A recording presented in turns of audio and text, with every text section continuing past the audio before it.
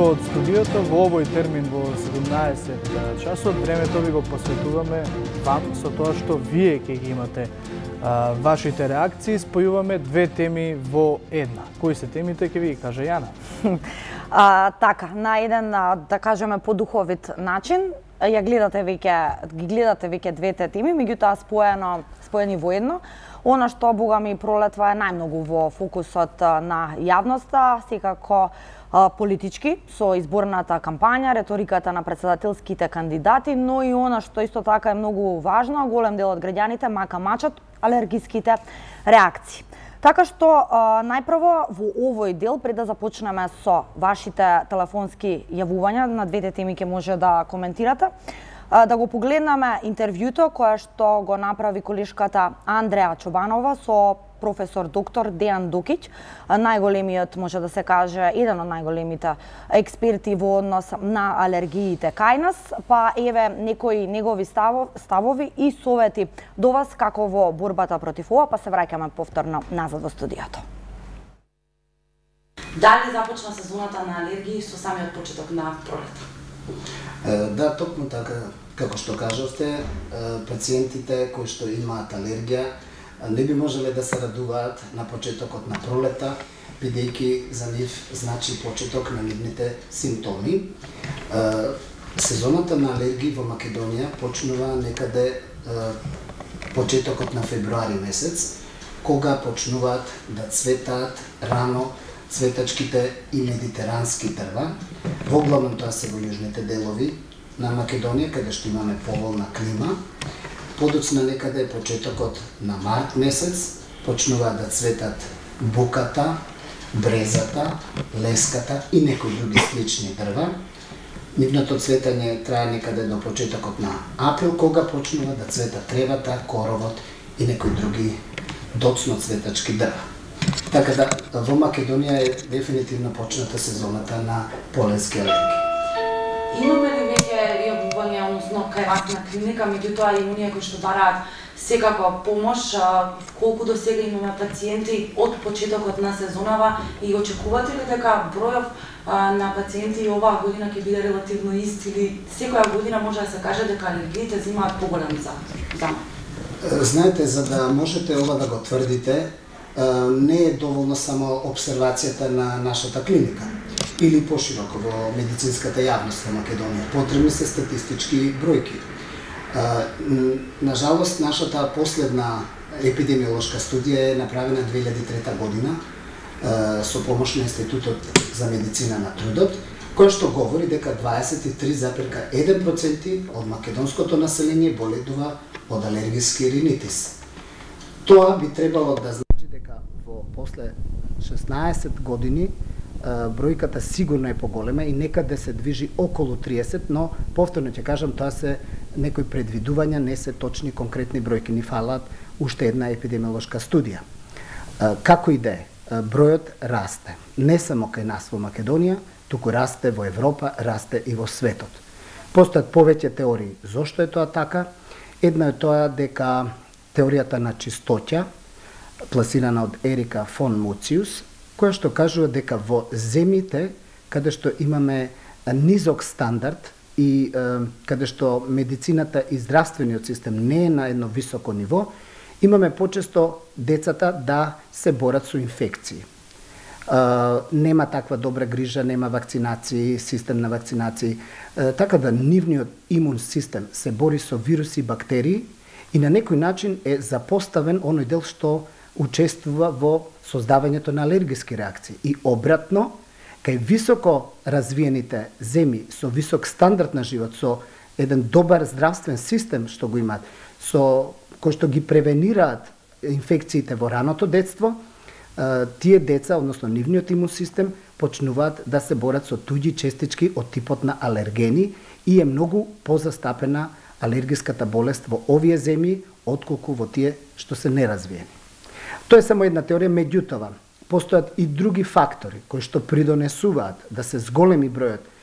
Секако директен доказ не може да имаме, но тоа се повеќе сомнежи, тоа е аерозагадувањето, пушењето цигари во текот на бременоста на мајките и веднаш во раното детство и воопшто во животот, Понатаму, како што реков, издувните гасови од автомобилите, разните хемиски субстанции што се користат во сточарството за да се добие подобар принос на месо и млеко, во земјоделството типот на пестициди, хербициди и така натаму.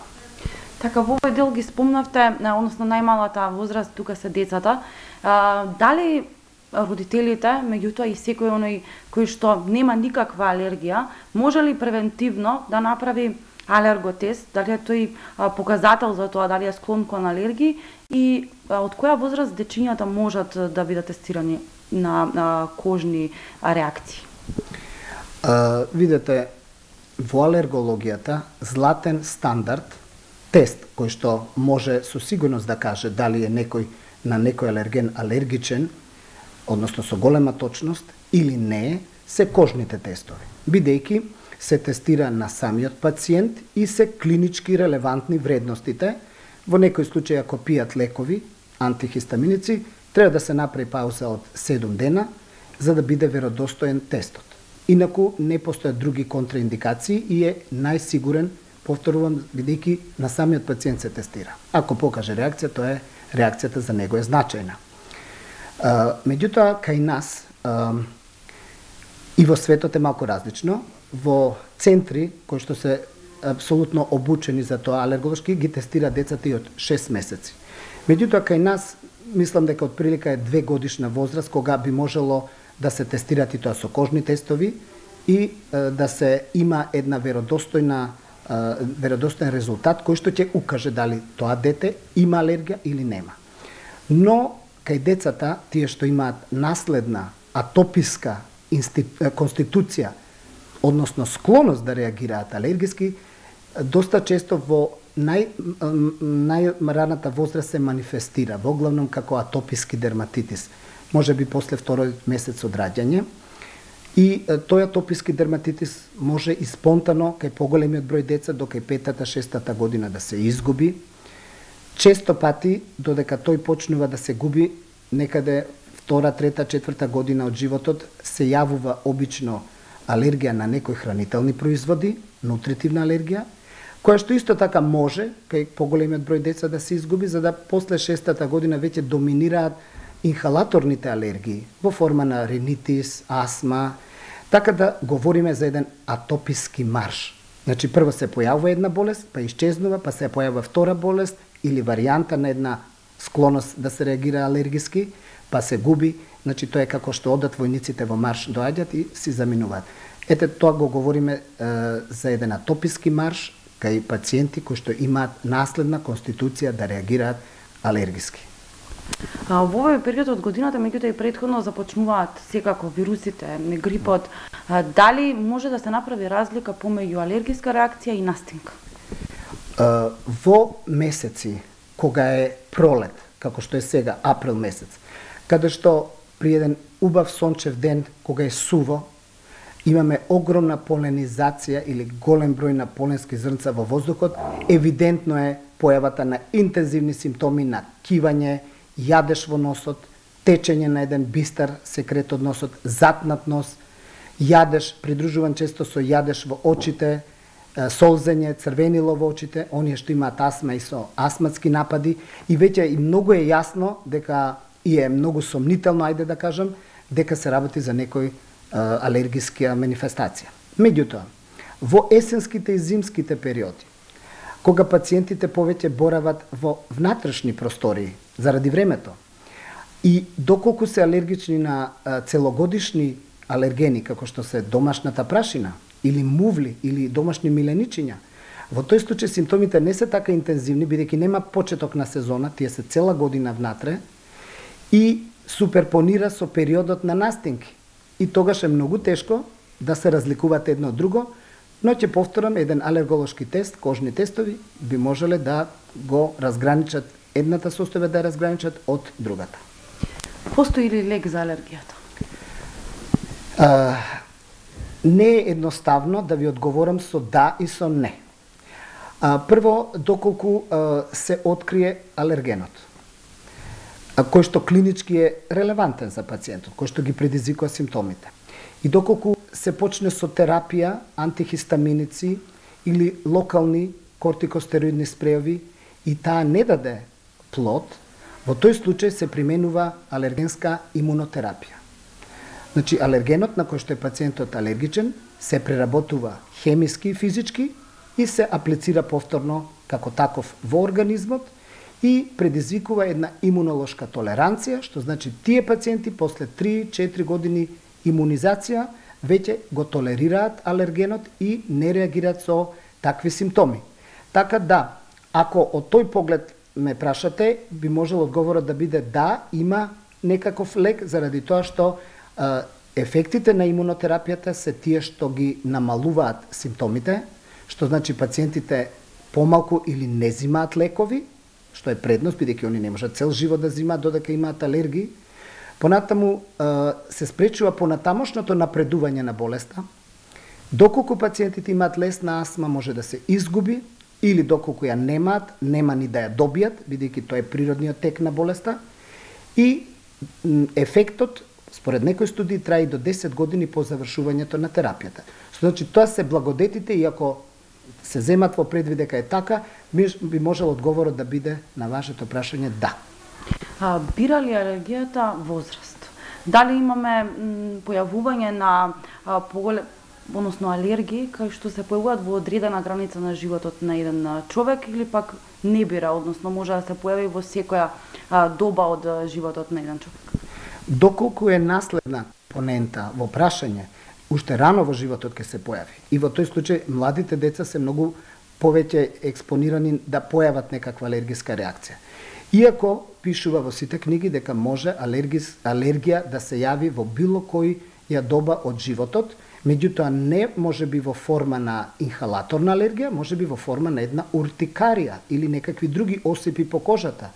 Така да практично уртикаријата може да се појави во секоја возраст, повеќе, пак ќе ја спомнам децата, а многу поретко после 65-та година. И кои се препораките за вас, за оние кои што сега, за почеток на пролетта, секако пациентите кои што веќе имаат проблем со алергијата, како да се заштитат, како да превенираат пред време, и меѓутоа и за оние кои што чувствуваат дека имаат некаков проблем, каде да се обратат и кои превентивни мерки да ги превземат?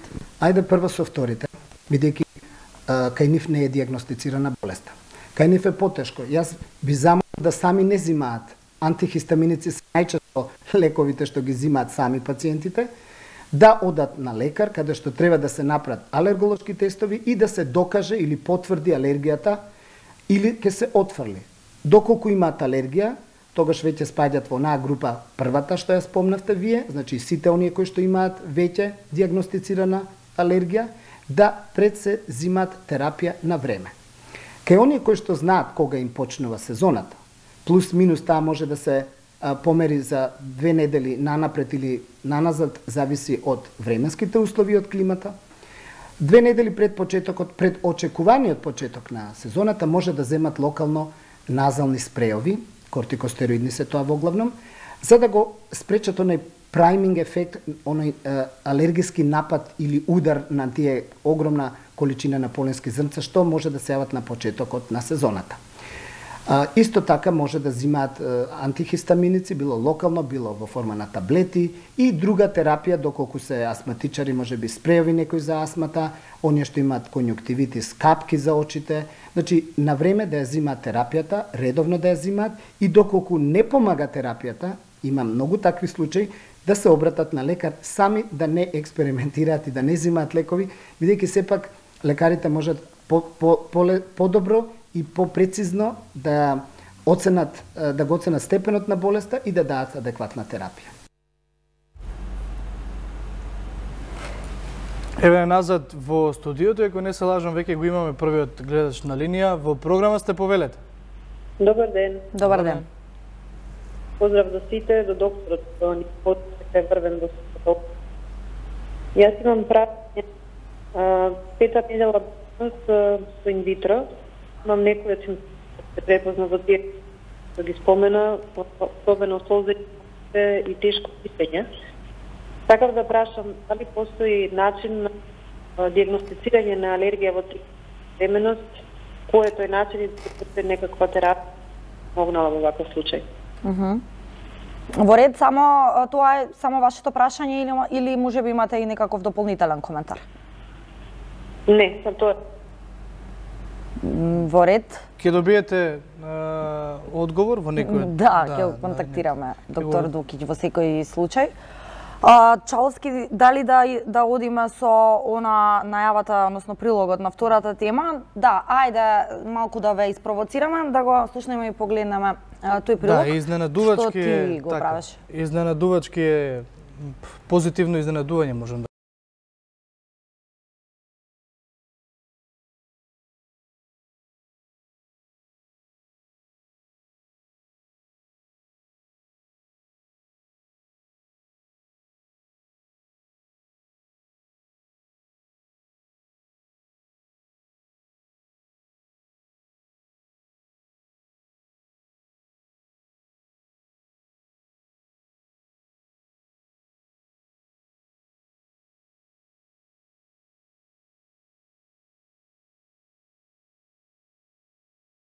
За на синокешниот централен дневник. Да го погледнеме. Четврти ден председателска промоција на кандидатите кои претендираат да го заменат Ѓорѓе Иванов. За разлика од претходните кампањи на кандидати на избори на различно ниво, кои главно се фокусираа на квалификации кон другиот, досега од универзитетските професори Стево Пендаровски, Гордана Силјановска-Давкова и Блери Мрека, слушнавме лични пораки за нивните визии. На ниво на партија пак, валканиот веж во јавниот дискурс се пласира преку соопштенија, портпароли, а некогаш и преку изјавите на лидерите. Не тако одамна кажавме дека во Македонија мора да се порази заевизмот. Кажувам, заборавам, негирам. Се додека постои заевизмот во Република Македонија, оваа држава не може да иде напред, односно ќе се движи во погрешна насока. Пендаровски представува лик кој што е дел повторно од тоа множество на заевизмот. Не очекувавме нешто поразлично да се случи. Тоа е онаа транзициона матрица која што ја пустошеше Република Македонија изминативе 27-28 години. Веднаш ќе кажам, не е прифатлива. Таа е надвор од секој можен концепт во кој што е огромно мнозинство за граѓаните. Не даде ниту во еден сегмент една поддршка на тоа што цел свет денеска поддржува и огромно мнозинство граѓани го поддржуваат. Иако трендот на политички битки во минатото, во дуелите Бранко Црвенковски, Љупчо Ѓорѓиевски, Ѓорѓе Иванов, Љубомир Фрчковски, Никола Груевски, Зоран Заев, главно се одвиваше преку оцрнување на противникот. За сега е рано да се прејудицира каква реторика не очекува до крајот на кампањата и приближувањето до денот на изборниот молк и убедувањето на гласачкото тело. Во однос на тоа дали се подготвени спротивставените кампови да ја признаат и да ја честитаат победата на другиот, шефовите на изборните штабови Игор Јанушев и Александар Кирацовски неодамна при соочувањето во 1TV не дадоа конкретни одговори со убеденост дека нивниот кандидат ќе победи. Можно ли е председателот што ќе биде изберен, вие ќе речете Силјановска-Давкова, вие ќе речете Пендаровски, не е битно. Јас и граѓаните. Можно ли е еднаш председателот да добие честитка од спротивниот изборен штаб? Тоа чудо дали е можно? Односно одговор на ова прашање ќе го оставам на Кирацовски, бидејќи тие ќе бидат поразената страна, така да Кирацовски ја повели, кажи како ќе реагирате на тоа. Јас овој несериозен однос и кон телевизијата и кон вашите почитувани гледачи сакам не знам што е несериозно во тоа да го завршам, сакам да го завршам и да го заокружам со очекувањето на една сериозна, голема и убедлива победа на Стево Пендаровски на предстојните председателски избори кои што ве уверувам дека ќе бидат чисти, фер и демократски. Председателските кампањи на кандидатите низ држава ќе траат до 19 април, кога на полнок ќе започне изборниот молк. Да. И веќе го имаме вториот гледач, му отстапуваме простор. Добар ден, повелата во програмата. Само што го најавивме, очигледно се исклучил, но да, остануваат уште неколку минути, ќе ги оставиме отворени телефонските линии, како што најавивме и претходно со колегата Чаловски. Ја гледате темата 2 во 1, може да коментирате доколку сакате за реториката досегашна на изборната кампања и секако она што многумина тангира проблемите со алергиските реакции. Слушнавме какви совети, односно нуди доктор Дукиќ, кој е еден од најпознатите алерголози. Да, еве веќе имаме гледач на линија. Добар ден, повелата. Добар ден. Да, повелата. Вака, може ли да го прашам почитуваниот професор, алерголог, девојчето пред 2 години имаше тешка алергија, што за малку се завршеше трагично, зашто беше во прашање внатрешно гушење. Алергијата е добивка, што касна една палачинка намачкана со мармалада од шипки. Значи, таа алергија после тоа траеше скоро 2 месеци, не можеше да се опорави од таа алергија. Би го замолила професорот како можам да ја растеветам ќерка ми после тој период, зашто таа веќе се плаши тие производи да ги употребува. Дали е ефикасно ако јас покушам малку да му дадам, например, од палачинка или малку да му дадам од мармалада, дали би било тоа трагично или како тоа да го изведеме? Оставете ваш контакт во режијата, ќе добиете одговор.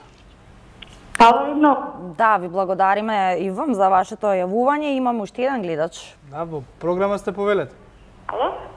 Повелете? Ви молам, јас би сакала, мислам за доктор Докич, нема што да зборувам, значи таков ми се родил, нити ќе се роди, нека ми извинат другите доктори, изусење, значи во својата струка, тоа е едно, а второ сакам за овие кампањи.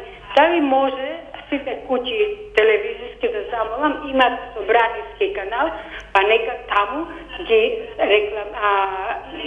рекламираат своите кандидати за председател. Стварно више ми се качива на глава. Отвори таму еден, отвори на другиот Пендаревски, отвори на третиот Силјановска. Па нека не поштедат од тоа, ве молам. Има собраниски канал, таму нека ги дават. Во ред, да, но господја, само да ви реплицирам дека постојат одредени правила и процедури во однос на правото на информирање на медиумските куќи во однос нешто што ние го немаме во моментов. Да. Зашто можете да видите постојано дека известуваме, но да, во ред, ја разбравме вашата поента, за волја на вистината. Има и вакви граѓани кои што го делат вашето мислење. Во секој случај ви благодариме за вашето јавување. Да. До 19 април ќе ги гледаат тие кампањи, но еве уште еднаш да напоменеме дека Еден ТВ, барем во тој поглед, е обесправена, така што на овој канал тоа не го гледате. Да, до сега не гледавте мене и Чаловски, редно време ни е да се одјавиме, бар за денеска, ќе се видите со нас повторно во понеделник во отвореното студио 1, сега како ваши домаќини, а сега следува Чало, што?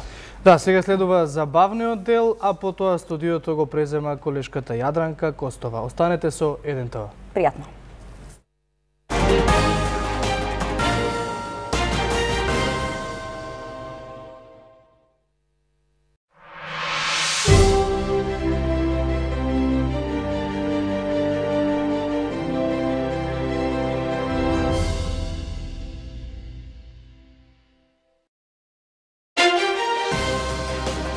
Изминаа 3 месеци од прогласувањето на епидемија на мали сипаници